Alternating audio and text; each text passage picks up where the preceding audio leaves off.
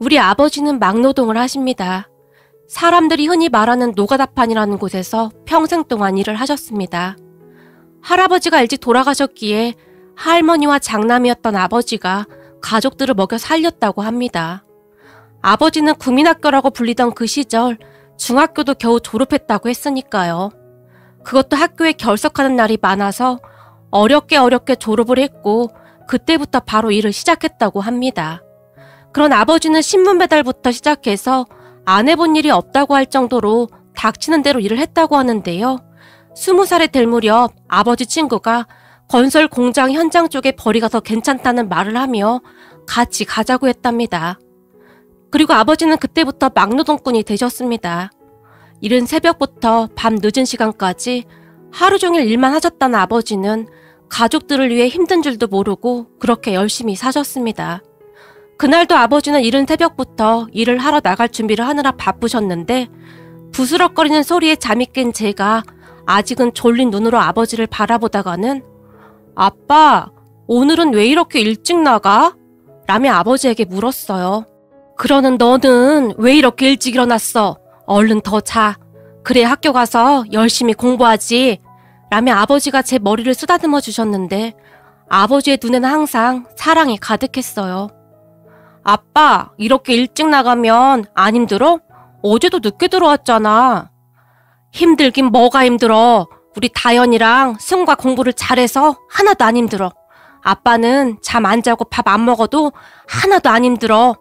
아버지가 다시 활짝 웃었어요. 우리 아버지는 항상 그런 분이셨습니다. 아버지 자신보다는 가족들을 먼저 생각하시는 분, 평생을 가족들을 위해 희생해 오신 그런 분이셨어요. 그리고 아버지 덕분에 작은아빠랑 고모들은 다들 고등학교까지는 졸업했고 거기다 작은아빠는 대학까지 나왔다며 그저 큰 소리로 껄껄 웃는 그런 분 말입니다. 그런 아버지의 노력 덕분이었을까요? 오빠와 저는 공부를 잘했고 특히나 오빠는 학교를 다니는 내내 1등을 놓쳐본 적이 없을 정도로 공부를 잘했어요. 아버지만큼이나 오빠도 참 성실했는데 비싼 학원 한번 다니지 않은 채 혼자서 공부를 해내고자 애쓰곤 했어요. 거기다 틈틈이 시간 나는 대로 제 공부도 봐줄 정도로 참 대단했어요. 가끔 아버지가 집에서 멀리 떨어진 공사 현장에 갈 때도 있었는데 떠나기 전 아버지는 오빠를 앉혀놓고는 너는 이 아버지 대신인 거다. 그러니까 아버지 없는 동안 엄마랑 동생 잘 챙기거라. 라는 말을 잊지 않곤 했었는데 아마도 아버지의 그러한 말들이 오빠의 머릿속에 새겨져 버린 게 아닐까 싶을 정도로 오빠는 아버지의 빈자리를 채우곤 했어요. 하지만 오빠도 저도 아버지가 왜 그러한 말을 하는지 너무나 잘 알고 있었기에 가슴이 먹먹하곤 했었는데 건설 현장에서 일을 하다 보면 크고 작은 사고가 많이 일어나곤 했었는데요. 혹시나 그러한 사고가 나서 집에 못 돌아온다면 남은 가족들은 어떻게 해야 하나 그런 걱정들을 하셨으리라 우리는 감히 아버지의 마음을 짐작해 볼 뿐이었어요. 아버지는 그렇게 평생을 건설 노동자로 성실히 사셨고 그런 아버지 덕분에 우리 남매는 반듯하게 잘 컸습니다. 항상 1등을 놓쳐본 적이 없던 오빠는 그렇게 합격하기 힘들다던 경찰대학에 합격했고 그 뒤 경찰 공무원이 되었어요. 그리고 저도 공무원 시험에 합격해서 공무원으로 근무 중입니다. 비록 지금은 우리 가족 모두가 행복하게 잘 살고 있지만 여기까지 오는 동안 별의별 일이 다 있었는데요. 우리 가족은 살면서 아버지가 건설 현장 노동자인 것에 대해 창피하다거나 하는 생각을 해본 적이 없었어요. 하지만 살다 보니 사람들 시선은 우리 생각과 전혀 달랐는데요. 제가 중학교를 다닐 때 공부를 잘했기에 선생님들이 저를 워낙 예뻐했어요. 공부도 잘하고 생긴 것도 그냥 말끔하게 생겨서 그랬는지 제가 부잣집 딸이라고 생각하는 사람들이 많았으니까요. 그러던 어느 날은 한 선생님이 아버님은 뭐 하시는 분이셔? 의사나 교수나 뭐 그런 분이시지? 선생님이 그런 거 잘 맞추거든? 저희 아버지는 건설 현장에서 일하시는데요. 제가 별 대수롭지 않게 말을 했고 건설 현장? 아, 너네 집 건설업 하시는구나? 아닌데요. 저희 아버지는 그냥 건설 현장에서 일하세요. 그냥 성실한 노동자신데? 라며 제가 해맑게 웃었는데요. 그런 제 말을 듣던 선생님이 뭐? 건설 노동자? 그러니까 그냥 막노동 그거 말하는 거니? 놀라서 다시 물었어요. 네, 맞아요. 공사장 여기저기 다니시면서 일하세요. 라고 제가 대답했는데요. 그 뒤부터 저를 대하는 선생님의 태도가 전과는 확연히 달라졌어요. 쌀쌀맞게 대하는 것은 아무것도 아니었고 여기저기 이상한 소문까지 내고 다녔던 것 같은데 그로 인해 제 중학교 생활은 처참하기 그지 없었어요. 아마도 그때부터였던 것 같아요. 그 뒤부터 저는 두 번 다시 우리 아버지가 건설 현장 노동자라는 말을 하지 않게 되었어요. 혹시나 누군가 아버지의 직업을 물어보기라도 하면 건설업에서 일하세요 라는 말만 하고 말았어요. 그러면 다들 우와, 직책이 꽤 높으신 분인가 보구나 라며 호들갑을 떨어댔고 그런 사람들의 말에 저는 긍정도 부정도 하지 않은 채 그냥 웃어버릴 뿐이었어요. 그리고는 속으로 나는 거짓말을 하지 않았어 라며 스스로를 합리화시켰지만 그러고 나면 엄청난 죄책감을 느끼곤 했어요. 하지만 저는 한동안 그렇게 살았고 대학을 다니던 어느 날은 대학 친구들과 거리를 걷다가 정말 우연찮게 아버지와 마주쳤지만 저를 보자마자 반가운 듯이 웃으며 다가오는 아버지를 그냥 모른 척하고 지나쳐온 적도 있었어요. 그날 저녁 집에 들어갔는데 아버지는 제게 어떠한 말도 하지 않았고 다만 배고프지? 밥 먹자 라는 말을 할 뿐이었고요. 그런 아버지의 행동에 이불을 뒤집어 쓴 채 얼마나 눈물을 흘렸는지 모른답니다. 하지만 그 뒤에도 제 행동은 변하지 않았고 저는 막노동을 하는 아버지가 창피하다는 생각까지 하게 되었어요. 그렇게 시간이 흘러 결혼할 사람이 생겼고 그 사람 부모님 집에 인사를 하러 갔어요. 남자친구 아버지는 작은 회사를 운영한다고 했는데 사장이란 자부심이 꽤 컸던지 남자친구 엄마가 저를 보며 아버지가 건설 현장에서 힘든 일 하신다고 하던데 맞니? 라며 물었는데 제 기분 탓이었는지는 모르겠으나 우리 집하고 너희 집하고 차이가 많이 나는구나 라는 뉘앙스로 들렸지만 저는 그저 모른 척하고 말았어요. 그 순간 그곳을 박차고 나왔어야 했는데 그러지 못한 것이 두고두고 후회가 될 정도였어요. 그렇게 얼마 뒤 우리는 상견례를 하게 되었고 상견례를 하면서 남자친구 엄마가 지금 건설 현장에서 일하고 계신다고 들었습니다. 라고 우리 아버지에게 물었어요. 네, 건설 현장에서 일한 지 한참 되었지요. 그곳에서 나름 잔뼈가 굵습니다. 라며 농담식으로 말을 했는데 그런 아버지의 말은 들은 척도 하지 않은 채 남자친구 아버지가 꽤 큰 대기업이랑 거래하고 있다는 것에 대해 계속해서 자랑하기 바빴는데요. 그러다가는 결국 평생을 그리 살아서 잘 알겠지만 우리가 많이 양보한 겁니다. 사실 공사장이나 떠도는 근로자와 사돈지간이 된다는 게 어디 쉬운 일인가요? 그러니까 제 말은 우리가 많이 양보했다 이 말입니다. 라는 말까지 하고야 말았어요. 그런 남자친구 엄마의 말에 우리 가족들의 얼굴이 사색이 될 수밖에 없었는데요. 특히나 우리 오빠의 얼굴이 심각하게 바뀌어 있었는데 순간 오빠가 들고 있던 물컵을 탁자에 3개 내려놓았어요.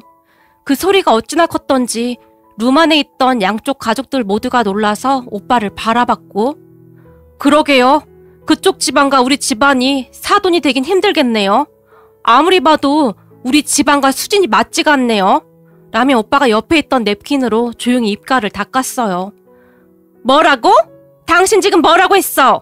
남자친구 엄마가 오빠를 있는 대로 노려봤어요. 수준이 안 맞는다고 했습니다. 지금 그쪽이 말하는 거 보십시오. 어디 사돈될 사람한테 반말을 합니까? 옛날 어른들 말에 따르면 그런 집안을 쌍놈의 집구석이라고 한다죠. 저도 제 동생 그런 집안으로 절대 못 보냅니다. 오빠가 다시 단호하게 말하며 저를 바라봤는데 그 순간 제가 우리 가족에게 무슨 짓을 한 것인지 한심하다는 생각과 함께 정신이 번쩍 들었어요. 엄마, 아빠, 오빠, 나 때문에 이런 꼴 당하게 해서 미안해. 라며 제가 벌떡 일어났어요. 그런 제 모습에 다현아, 너 왜 그래? 이게 무슨 짓이야? 남자친구도 깜짝 놀라서 일어났는데요. 무슨 짓이라니? 니네 엄마가 우리 가족에게 먼저 무례하게 행동했잖아? 아직도 상황 파악이 안 된 거냐? 나 너랑 결혼 안 한다고. 그러니까 니네 집 수준에 맞는 사람과 결혼하라고. 라며 제가 남자친구를 노려봤어요. 뭐? 결혼이 장난이야? 어른들 다 모셔놓고 뭐 하는 짓이야? 남자친구가 소리까지 질렀어요. 니네 엄마가 지금 그러잖아. 수준 차이 나서 결혼 못 시키겠다고. 아니, 우리 엄마가 언제 그렇게 말했어? 우리 집이 더 잘 사는데 많이 양보했다 뭐 그런 거잖아. 근데 왜 이렇게 오버하냐고. 까놓고 니네 집 형편이 그러니까 다들 자격지심인 거잖아. 남자친구가 우리 가족들을 둘러보며 말했고 그 순간 제가 앞에 있던 물컵을 들어 남자친구 얼굴에 확 뿌려버렸어요. 이게 무슨 짓이야? 그쯤에서 남자친구는 정신이 반쯤 나가 보였는데 얘! 너 우리 아들한테 뭐 하는 짓이니? 남자친구 엄마가 저를 노려보며 말했어요. 하지만 저는 상관도 하지 않은 채 우리 가족들을 보며 빨리 일어나 나가자 라고 말한 뒤 급히 그 룸을 나와버렸어요. 너 이대로 가면 진짜 끝이다. 남자친구가 제게 다시 소리쳤고 진짜 어이가 없네. 너랑 나랑은 벌써 끝났거든? 길 가다 마주치더라도 절대 아는 척하지 마라 라며 제가 큰 소리로 말했어요. 그 뒤 남자친구가 계속 전화를 했지만 차단해버렸고 남자친구와는 그렇게 헤어졌어요.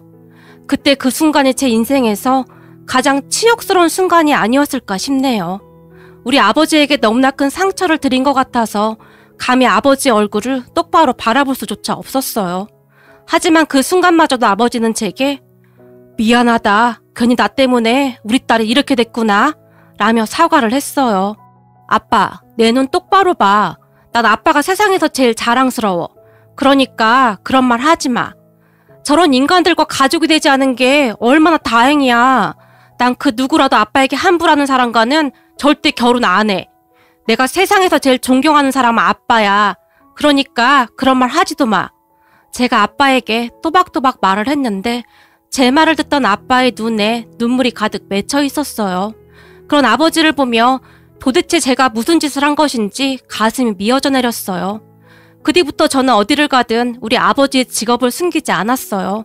아주 당연한 것이었음에도 그게 뭐라고 그리도 마음을 졸이고 살았던 것인지 제 자신이 한심하기 그지 없었어요.